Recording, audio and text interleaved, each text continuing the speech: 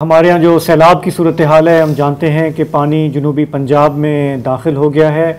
कुछ दिनों के बाद उसका रुख सिंध होगा।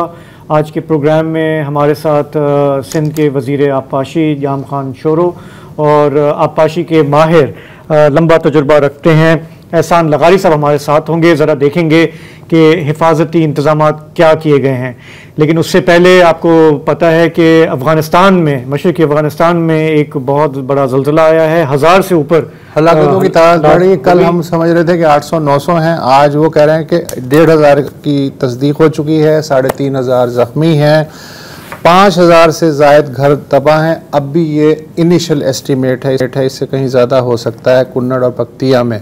और खैबर पख्तूनख्वा वफाक के साथ कोऑर्डिनेशन में खैबर पख्तूनख्वा की सूबाई हुकूमत ने 35 ट्रक अफ़गानिस्तान रवाना कर दिए हैं। पाक अफ़गान बॉर्डर पर इनको अफ़गान अथॉरिटीज़ को हैंड ओवर कर दिया गया था। इसमें टारपोलिन भी हैं, अद्वियात भी हैं, विंटराइज टेंट्स, गद्दे, कंबल वगैरह वगैरह वगैरह। और ये अभी इनिशियल है जो इमीडिएटली जो वहाँ पर ज़रूरत है। अच्छा, और इससे पहले कि आप सिंध के बारे में सैर हासिल गुफ्तगू करें, मुख्तसरन मैं बता देता हूँ कि पंजाब में ऑफिशियली 24 लाख लोग मुतासर अब डिक्लेयर किए गए हैं। 9 लाख मुतासरीन और 5 लाख मवेशियों को महफूज मकामात पे NDA के मुताबिक मुंतकिल किया गया है। 41 हलाकतों की तस्दीक हुई है और PDA पंजाब का कहना है कि 4 और 5 सितंबर को दरियाए तवी और दरियाए चनाब में ऊंचे दर्जे का सैलाब एक बार फिर आने वाला है। इंडिया ने कहा है कि उसने अभी इत्तला दे दी है सतलुज के बारे में भी और ये दरियाए तवी के बारे में भी। इमरान खान ने कौम से अपील की है कि वो रिलीफ के कामों में बढ़ चढ़ के हिस्सा लें और PTI सैलाब ज़दगान की इमदाद के लिए हर मुमकिन कदम उठाएगी। ये है पंजाब की सूरत हाल। तो अभी हमने जैसे बात की, अफ़गानिस्तान में ज़लज़ले की आफत है। हमारे यहाँ पंजाब में हम देख रहे हैं कि लाखों लोग बेघर हैं, उनको नकल मकानी करनी पड़ी है। भारतीय पंजाब की भी बात कर लेते हैं मुख्तसरन कि ये जो सैलाब का पूरा सिलसिला है बारिशों का, ना सिर्फ भारतीय पंजाब में, हिमाचल में एक वसी इलाके पर वहाँ पे भी तबाही हुई है। सिर्फ हिमाचल में जो अमवात की तादाद है वो 300 तक जा पहुँची है। जम्मू में हम पहले भी जिक्र कर चुके हैं कि 100 से ज़्यादा लोग वहाँ उनकी जानें गई हैं और फिर भारतीय पंजाब में कोई 30 के करीब जानें वहाँ गई हैं। तो तबाही उस तरफ भी है और ज़ाहिर है कि हमारे यहाँ भी है। कहा जा रहा है कि हमारे यहाँ जो पंजाब में सैलाब है वो तारीखी सैलाब है जी। और जो इस वक्त जो पानी का बहाव है, प्रेडिक्शन ये है कि अगले 4-5 दिन में ये सैलाब सिंध में दाखिल होगा, गुड्डू के मुकाम पर। और इसलिए ये सवाल बनता है कि हमने हिफाजती इंतजाम क्या किए हैं। सिंध गवर्नमेंट जो है बारहा उन्होंने हालिया दिनों में कहा है कि हम पूरी तरह तैयार हैं सिचुएशन से निमटने के लिए। तो वज़ीर आबपाशी जाम खान शोरो इस वक्त हमें प्रोग्राम में ज्वाइन कर रहे हैं। शोरो साहब, आप निकले हुए हैं और इलाके विजिट कर रहे हैं, देख रहे हैं, बताइएगा कि लेवल ऑफ प्रिपेयर्डनेस क्या है इस वक्त। शागिर देखें, ये कादराबाद से जो पानी निकला था वो 10,70,000 क्यूसेक निकला है कादराबाद से। और ये मैं बात कर रहा हूँ दरिया चनाब की। 3 डायरेक्शन से पानी आ रहा है पन्नत की तरफ। एक चनाब से आ रहा है, एक रावी से आ रहा है और एक आ रहा है सतलज की तरफ से। जो सतलज और रावी है ये 1960 में हमने दे दिए थे इंडिया को उस वक्त। ये तो डेड रिवर्स है, इसमें कोई 40 साल के बाद पानी आया है, 35 साल के बाद कोई पानी आया है। चनाब में आखिरी दफा पानी आया था 2014 में। और चनाब में इस वक्त जो पहला हमारा पाकिस्तान का बैराज है मरला, वहां पे कोई सुबह को 26 तारीख को सुबह को 1 लाख क्यूसेक था और 13 घंटे के बाद ये पानी तकरीबन कोई हो गया 10 लाख क्यूसेक के। एकदम से 9 लाख क्यूसेक का पानी इंडिया से आया है मरला के ऊपर। तो मरला से ये पानी होता हुआ कादराबाद आया है, खानकी को क्रॉस करते हुए। कादराबाद से ये पानी 10,70,000 रिलीज हुआ है पंजत की तरफ। बीच में आता है चुनीट ब्रिज पे ये 8,55 हुआ है, 8,55,000 क्यूसेक हुआ है। और तोसा में पहुंचते हुए ये 5,50,000 हुआ है। तीनों दरियाओं में सबसे बड़ा रेला ये था। रावी में भी कोई शादरा के मकाम पे 2 लाख था और गंडा सिंह के मकाम पे सतलज के पास भी 3,27,000 पीक हुई है। लेकिन वहां पे जो गेज था हमारा वो क्योंकि डेड रिवर है उसमें गेज में हम थोड़ा सस्पिशियस है। तो ये तीनों डायरेक्शन से पानी पन्नत पे आ रहा है। अगले 2 दिन में यह पानी पंजनद पे पहुंचेगा। जो पीक आई है, सबसे बड़ा रेला जो था चनाब का, उसमें पीक आई है 550 की ट्रमू पे। उससे पहले पीक थी 10,70,000 की कादराबाद। जो कादराबाद ट्रमू के बीच में पानी कम हुआ है, तकरीबन ये 4-4.5 लाख क्यूसेक पानी फैला है कादराबाद से ट्रमू तक। अच्छा, जाम साहब, चीफ मिनिस्टर का मैं देख रहा था सोशल मीडिया पे मैसेज, उनका एस्टिमेट है कि गुद्दू से 12 से 13 लाख क्यूसेक पानी जो है वो गुजर सकता है। हालांकि गुद्दू की जो गुंजाइश है वो 12 लाख है, तो इंशाल्लाह वो सहार लेगा। इसके अलावा जो आप ही की गवर्नमेंट के आदाद शुमार आज मैं देख रहा हूं मीडिया पे कि एस्टिमेट ये है कि तकरीबन 16 लाख लोग मुतासिर हो सकते हैं, 380 गांव, 5 लाख मवेशी और 2.5 लाख एकड़ जो है ज़मीन जिस पे फसलें भी होंगी वो ज़ेरे आब आ सकती है। हर सैलाब में सूबाई हुकूमत रिलीफ के काम करती है, कैंप्स भी बनाती है। इस दफ़ा भी बताया जा रहा है कि 1000 के लगभग कैंप्स बनाए गए हैं। लेकिन आप मुझे ये बताइए कि जो मौजूदा रिलीफ एफर्ट्स हैं, क्या उसी पैटर्न वही है जो पिछले सैलाबों में था, या इस दफ़ा कोई नई चीज़ जो है हमें बताने को है कि अब इस दफ़ा हम पिछले माजी सबक सीखते हुए कुछ बेहतर काम कर रहे हैं? वसीउल्लाह खान साहब, मैं एक क्लेरिफिकेशन कर दूं। चीफ मिनिस्टर साहब गुड्डू की कैपेसिटी जो हमारी बैराज की है 12 लाख बता रहे हैं। देखिए, पानी हम असेस कर रहे हैं कि पंजनद पे कितना पहुंचेगा जी। हम पंजनद को देख रहे हैं कि पंजनद के ऊपर पानी कितना पहुंचता है, क्योंकि जो पानी कादराबाद से निकला है वो तो आधा हो चुका है पहुंचते पहुंचते ट्रमू के ऊपर। अब आ जाए रिलीफ एक्टिविटीज के ऊपर। रिलीफ एक्टिविटीज जहां पे ये पानी 2010 के सैलाब में भी के गुड्डू के ऊपर 12 लाख क्यूसेक पानी ने तकरीबन क्रॉस किया है। इस वक्त हमारा सबसे बड़ा जो अफेक्ट होगा वो होगा कच्चे का एरिया अफेक्ट। इस वक्त रिवर राइन फ्लड आ रहा। 22 में हमारे पास फ्लैश फ्लड आया था, 2022 में फ्लैश फ्लड था। इस वक्त हमारे इंडस दरिया में फ्लड आ रहा है, और इस वक्त हम देख रहे हैं कच्चे की तरफ। तो पहला हमारा जो अफेक्टेड होगा इंडस रिवर के इनसाइड जो कच्चे के लोग हैं वो अफेक्ट होंगे। उनके लिए रिलीफ एक्टिविटीज के लिए डेजिग्नेट कर दी गई है रिलीफ कैंप्स। डिप्टी कमिश्नर साहिबान, इरिगेशन डिपार्टमेंट सब बंदों के ऊपर है। हमारी एसओपी ये है कि हम इसको सुपर फ्लड करके काउंट कर रहे हैं। हालांकि पंजनद के बाद हम डिटरमिन कर सकेंगे कि कितना पानी आएगा। सही। कच्चे के डायनामिक्स ये हैं कि कच्चे के लोग वैसे अपने घरों से नहीं निकलते जब तक उनको असेस हो जाए कि ये पानी 5 लाख है, 7 लाख है, 10 लाख है। उनके पास हिस्टोरिकल डेटा भी है, उनको पता है कि मेरा गांव 7 लाख पे हिट होगा, 8 लाख पे होगा या 6 लाख पे होगा। बिल्कुल ठीक है, इस वजह से कच्चे के लोग बिल्कुल ठीक है। कच्चे के लोगों का ये जो ये लाइफस्टाइल है हम देखते आए हैं वो इस तरह से करते हैं। थोड़ा सा मैं चाहूंगा अगर आप हमारे साथ रुकें। हमारे साथ इस वक्त हैं एहसान लगारी साहब। उनका एक दहाइयों का तजुर्बा है इरिगेशन डिपार्टमेंट का, और उन्होंने ऑक्सफैम के लिए भी काम किया है। वो समझते हैं हमारे यहाँ के ये जो हिफाजती बंद हैं और जो बैराजेस हैं उनकी क्या स्टेट है, उसको क्या रिपेयर चाहिए थी। थोड़ा सा उनसे सुन लेते हैं कि उनका कंसर्न क्या है कि हम किस तरह से मजीद जाने बचा सकते हैं। लगारी साहब, जरा ये आपने गुफ्तगू सुनी, थोड़ा सा ये बताइएगा कि इस वक्त कितना प्रिपेयर्ड है सिंध एक और सैलाब सहने के लिए। अच्छा, जो सैलाब अब आ रहा है उसमें डिग्री ऑफ अनसर्टेनिटी 10 to 20% की है। अब जो पानी पंजनद पे पहुंचता है उसको आप बाय थंब रूल अगर हिस्टोरिकल सारी डेटा देख लें तो उसका 70% ये समझे इन गुड कंडीशंस, यानी पहले पानी आ चुका हो और कुछ कच्चा भरा हुआ हो, कुछ डिप्रेशन और लेक्स जो भर गई हूँ with in the flood plan, तो फिर 70% पहुंचता है। यानी अगर 7 लाख वहां पे पानी मैक्सिमम पहुंचे भी तो उसका इफेक्ट ये होगा 5 लाख पहुंचेगा। और फिर इंडस का अपनी आर्म का 2 लाख। तो जो मिनिस्टर साहब ने कहा बिल्कुल सही है कि पानी 7 लाख से 8 लाख के दरमियानी होगा, लेकिन treating as a super flood why. अब तो बुनियादी चीजें हैं। हम एक तो खुद डिफेंसिव हो सकते हैं कि हमने बहुत अच्छा काम किया है, दैट इज गुड, लेकिन हमारी जो गवर्नेंस की इंटरनेशनल रेटिंग है वो हमें बताती है कि हमें एक्सेप्शनल हालात में, गैर मामूली हालात में गैर मामूली इक़दाम करने चाहिए। वो जो हमारी गवर्नेंस की जो वीकनेसेस है, कमजोरियां, इसलिए हमें वो चीजें करना पड़ती हैं जो सिस्टमेटिक शायद कम करना पड़े।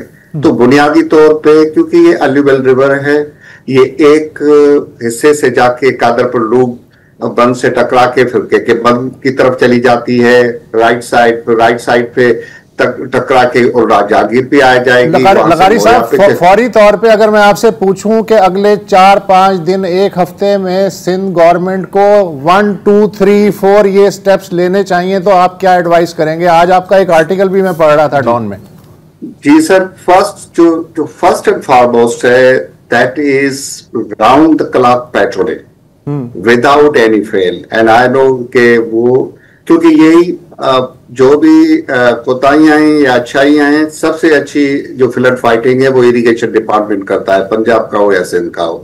सिंध का क्योंकि इंडस रिज पे बहती है, उसकी लेवल ऊपर होती है। हमारे पास फिल वक्त ये वो नहीं है, ब्रीचिंग सेक्शन नहीं है, जिसको 2010 के बाद में सोचा गया था कि हम इस तरह से सिर्फ ये बहाना करके नहीं चल सकते कि भाई क्योंकि रिज पे बहता है इसलिए हम पानी को बाहर नहीं निकाल सकते। We have to think about it. दूसरा ये है कि मैन, मशीनरी एंड मटीरियल, वो उसको देखा जाए, दैट इज इंपॉर्टेंट। तीसरी अहम बात है वो जो 2010 के मेरे पर्सनल एक्सपीरियंस से और 2011 से, कि अब सोशल मीडिया की वजह से या उससे पहले अफवाहें भी फैलेंगी। कुछ लोग कहेंगे यहाँ से चीजें टूट रही हैं, जैसे वो बंदों पे गेट्स पे कोई आ गई थी गुरु बैराज उसके, लेकिन the concern officer has to go there. और तीसरी जो है, जो वहां पे जो स्टाफ बैठता है ना, उनका गेज लेना, उसकी समझदारी वो बहुत अहम है। ये सारी चीजें मिलके फिर जो community irrigation department traditionally community से लिंक्ड होती है। 2010 का जो हमारा एक्सपीरियंस था उसमें कम्युनिटीज थी, लोकल लीडर्स, और जो बद के साथ साथ जो गांव और डिस्ट्रिक्ट्स हैं उसके साथ लिंकेजेस वो अहम है। अच्छा, उसमें एक बात है, लीकेज होगी, कोदलें जाएंगी, टॉर्चेस चली जाएंगी, पेट्रोल का एक डीजल का एक कोई ड्रम कहीं से गुम हो जाएगा। बाज औकात लोग ये क्या करेंगे कि उनको गिनना शुरू करते हैं। ये टाइम वो गिनने का नहीं है, this is time to save. Be there, simply जो चीज भी गलत या सही इंफॉर्मेशन मिलती है उसको देख लें और मशीनरी तैयार हो और इमीडिएट एक्शन लिया जाए। इसके सिवा और कोई रास्ता नहीं। हमारे पास ये नहीं है जैसे टिमू के ऊपर उन्होंने पंजाब ने अपने बैराजेस को बचाने के लिए इंपॉर्टेंट ब्रीचिंग सेक्शंस को भी एक्टिवेट किया, वो हम नहीं कर सकते। This is the only way. Sorry एहसान साहब, मैं शुरू साहब को शामिल करना चाह रहा हूँ। शुरू साहब, ये हम जानते हैं सही कि बर वक्त जो इंफॉर्मेशन है, बर वक्त वार्निंग जो है, उससे हजारों या शायद लाखों जाने बच सकती हैं। 2010 को अगर हम अपने सामने रखें, कम्युनिकेशन जाहिर टेक्नोलॉजी पता नहीं कहां से कहां पहुंच गई है, उससे क्या सबक सीखे हैं? इस वक्त जो मुतासिर इलाके हैं वहां पर इंफॉर्मेशन बर वक्त और एक्यूरेट इंफॉर्मेशन पहुंचाने की क्या इस वक्त सिस्टम बना हुआ है, अगर आप हमें बता सकें। अच्छा, जरा बड़ा इंपॉर्टेंट सवाल ये है। और देखें, पीडीएमए ने कच्चे के अंदर जो विलेजेस हैं उनको गूगल के थ्रू टेक किया है और बताया है कि आपका गांव 5 लाख, 6 लाख, 7 लाख पे हिट होगा कि नहीं होगा। कच्चे के अंदर जो हमारे गांव हैं उनको ये किया गया है। दूसरा, जैसे एहसान लगारी साहब ने कहा कि पेट्रोलिंग और लोकल लोगों को, इस वजह से मिनिस्टर्स की ड्यूटियां लगाई गई हैं, लेफ्ट और राइट बैंक दोनों के ऊपर। और उसके अलावा इरिगेशन के अमले एक एसओपी है हमारे पास जिसको बंद मैनुअल कहते हैं। उसमें एक मशहूर एक कोट लिखा हुआ है, 1 स्टिच सेव्स 9। जहां पे बंदों के अंदर, डाइस के अंदर, पुश्तों के अंदर कहीं पे भी लीकेज होती है उसको पहले अटेंड करना होता है हमें। वो उस वक्त अटेंड नहीं हुई तो वो बंद आपके साथ चला जाएगा। इस वजह से बंद मैनुअल के अंदर 1 माइल के अंदर हमें 16 लोग लगाने हैं, क्वार्टर माइल के अंदर 4, हर एक चेक पोस्ट जिसको बोलते हैं, हम लांडी बोलते हैं, चेक पोस्ट के ऊपर 4 लोग हमें बिठाने हैं। इसी तरह राइट के ऊपर चीफ इंजीनियर और इरिगेशन कामला, डिप्टी कमिश्नर्स, मिनिस्टर साहिबान की ड्यूटियां लगी हुई हैं और वो पेट्रोलिंग हम कर रहे हैं। हम बात कर रहे हैं याम खान शोरो साहब से और एहसान लगारी साहब भी हमारे साथ हैं। हम देख रहे हैं कि सिंध की प्रिपेयर्डनेस क्या है सैलाब के हवाले से। तो लगारी साहब का आज डॉन में जो आर्टिकल छपा उसमें उन्होंने एक दो पॉइंट्स रेज ये किए हैं शोरो साहब कि पाकिस्तान में हमारी जो फ्लड मैनेजमेंट है वो रिएक्टिव है। मतलब अब जैसे हम अभी बात कर रहे हैं कि यार 3-4 दिन में आप क्या कर सकते हैं, हालांकि इतना लंबा हमारा दरिया है, उसकी हिफाजत के लिए, उसकी एम्बैंकमेंट्स को मजबूत करने के लिए तो मुसलसल काम होना चाहिए। उन्होंने एक और पॉइंट ये उठाया कि हमारे यहाँ रिफॉर्म्स जो हैं वो उस स्पीड से नहीं हुई जो होनी चाहिए थी, और जो नेशनल फ्लड प्रोटेक्शन प्रोग्राम का फेज 4 है वो भी 8 साल से कोई सर्द खाने में पड़ा हुआ है। तो आसान अल्फाज में हमारे यहाँ लोग ये सवाल करेंगे कि इरिगेशन डिपार्टमेंट एक लुक्रेटिव डिपार्टमेंट समझा जाता है, उसके बेइंतहा अरबों रुपए के फंड्स हैं, वो सही जगह पे लगे हैं, हमारे जो पुश्ते हैं, हिफाजती पुश्ते हैं वो मजबूत हैं, या वो खदशा है कि टूटेंगे और नुकसान होगा? देखें शादेब, बात यह है कि जो रिक्वायर्ड फंड्स हमें चाहिए इरिगेशन डिपार्टमेंट को, जिस तरह से हम चाह रहे हैं कि भाई पूरे सिस्टम को रिस्ट्रक्चर करें हम, तो उसमें अगर डिटेल बेस में हम जाएंगे तो बात यह है कि ये कॉलोनी वाला जो सिस्टम बना हुआ है, क्या ये सिस्टम नेचुरल है या अननेचुरल सिस्टम है? यानी हमारे पास इनंडेशन कैनाल्स थे नेचुरल, और उसके थ्रू पूरी सिंध आबाद होती थी।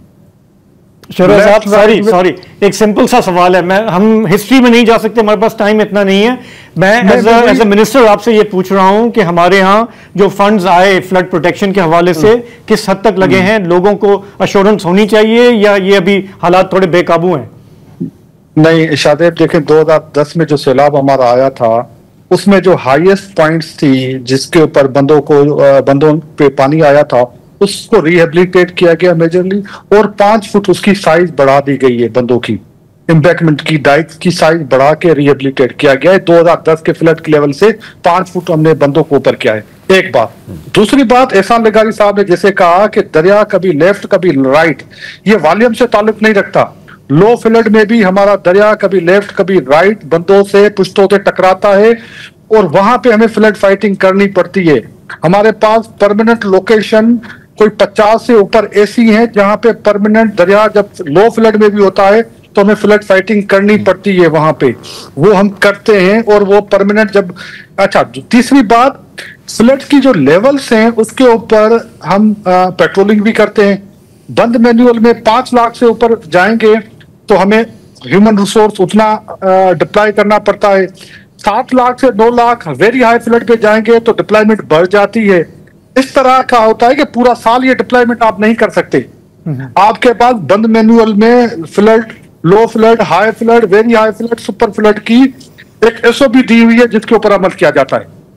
अच्छा, तो बंदों की जी जाम साहब, 2010 की आपने बात की, सैलाबी पानी की जो निकासी है, ये मैं लगारी साहब के मजमून में पढ़ रहा था कि दादू मोरो जो पुल है वो रुकावट बना था अपनी लंबाई चौड़ाई की कमी की वजह से। तो 2022 में सूबाई रिवर कमीशन ने इन पुलों को तोसी करने का हुक्म दिया था, मंसूबा तजवीज़ दी थी ताकि आइंदा जो है वो फ्लो स्मूथ हो सके।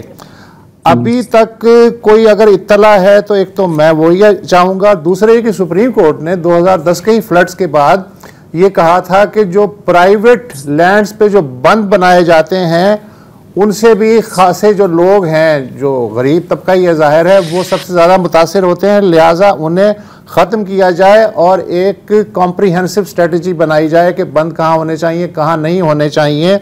उसके बारे में भी अगर कोई अपडेट है तो मैं आपसे चाहूँगा। देखिए, जिसका लगारी साहब जिक्र कर रहे हैं IRC, वो मैं ही चेयरमैन था इंडस रिवर कमीशन का। एज ए मिनिस्टर हमने पॉइंट आउट की थी कि 3-4 ब्रिजेस ऐसी हैं जिसको 2010 के सैलाब को के कॉन्टेक्स्ट में हमने कहा था कि ये रुकावट बनी है। लगारी साहब, आपने अब तक जो गुफ्तगू सुनी, आपका कमेंट?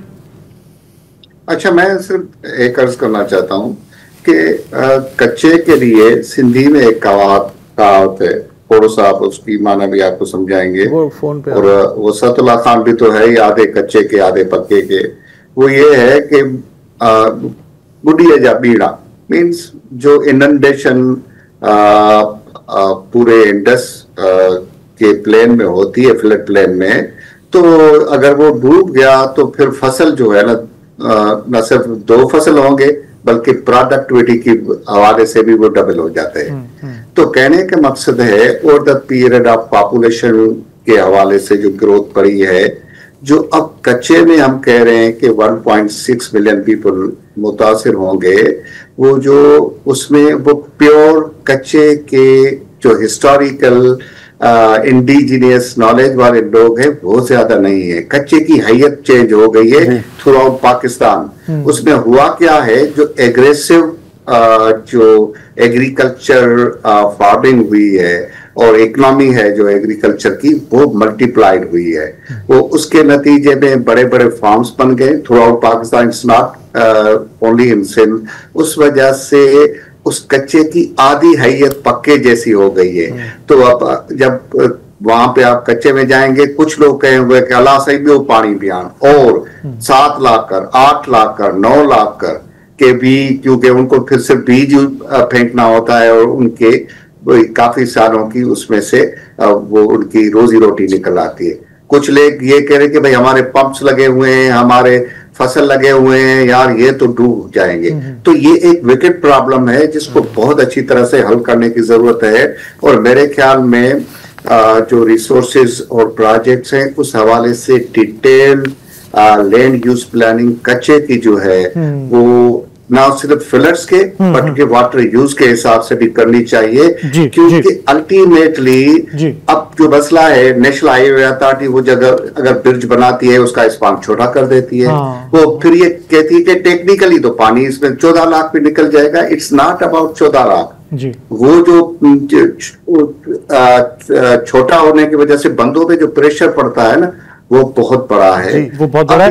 लगारी साहब सॉरी, थोड़ा सा यहाँ पे अपना hold your thought. Welcome back. Sindh कितना तैयार है सैलाब का पानी लेने के लिए, यही मौजू है इस वक्त। जाम खान शोरो साहब वजीर आबपाशी हमारे साथ हैं। आप माफ़ कीजिएगा, वो कम्युनिकेशन लाइन थोड़ी देर के लिए डिस्टर्ब हो गई थी।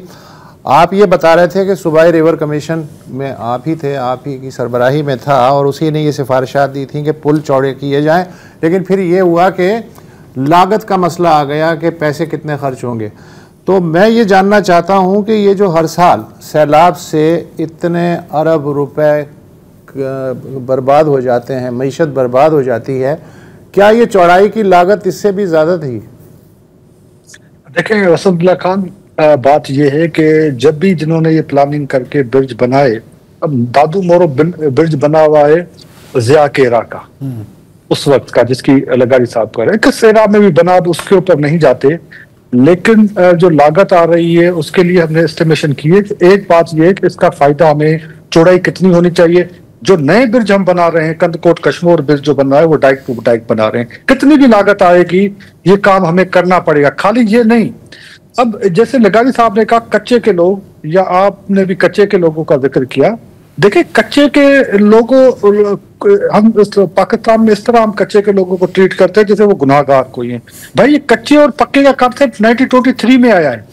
बैराज से पहले वो फॉर्चुनेट लोग थे जो दरिया के साथ बैठे हुए थे, हमने बंद लगा के उनको कच्चे का कर दिया। अब वो कच्चे में हम उनको स्कूल भी नहीं दे सकते, उनको रोड भी नहीं दे सकते, बिजली भी नहीं दे सकते। एक दिन में आपके चाचे का बेटा पक्के में दरिया के साथ बैठा होता, 23 में वो कच्चे में चला गया क्योंकि बंद आ गया, क्योंकि हमने बैराज बना दिए, क्योंकि हमने वो नेचुरल सिस्टम खत्म कर दिया। अब वो कच्चे के लोगों ने 80% सर पाकिस्तान में आज भी छोटे जमींदार हैं।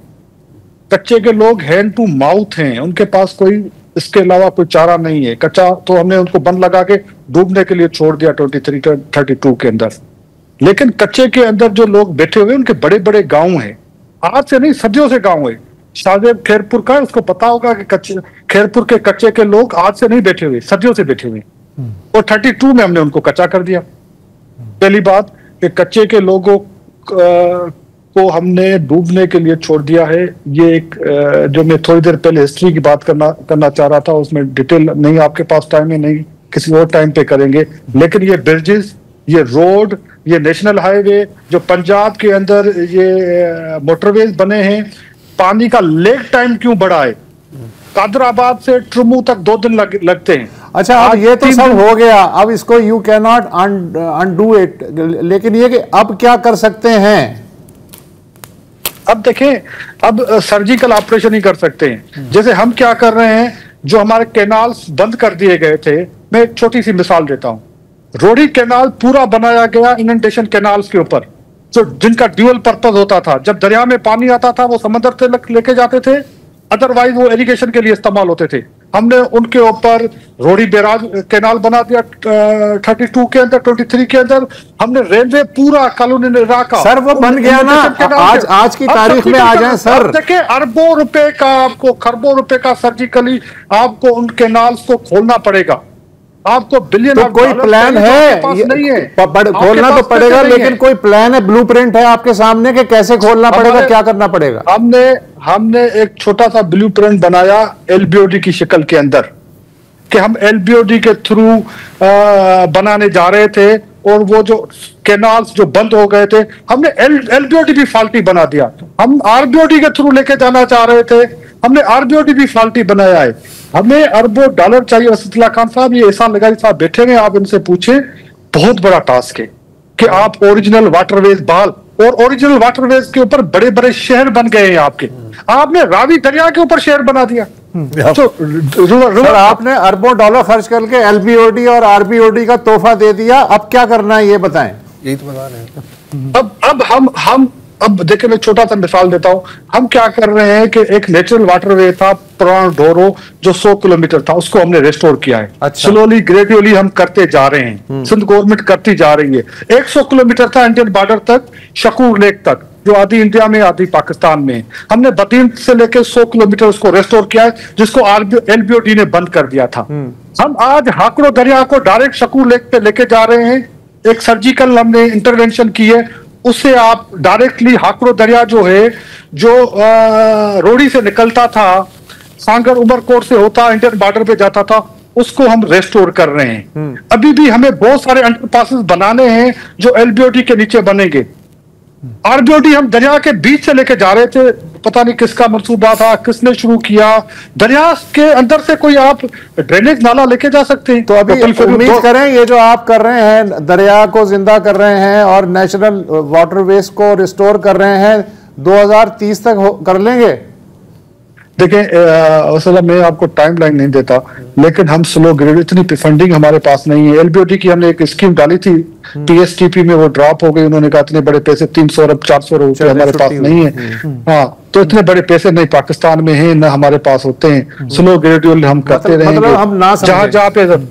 जहां पे हमारी कोशिश, जैसे मैंने आपको 4 प्रोजेक्ट बता दिए जो हमने किए हैं, और इंशाल्लाह ताला कहीं पे खुशहाली आएगी, हमारे पास पैसे आएंगे तो जरूर करेंगे। हमारी प्रायोरिटी है वाटरवेज बहाल करना। दुआ करते हैं और फंड्स आए और वो सही फिर बात सही है, काम आसान। लगारी साहब, शोरो साहब, आपका बहुत बहुत शुक्रिया।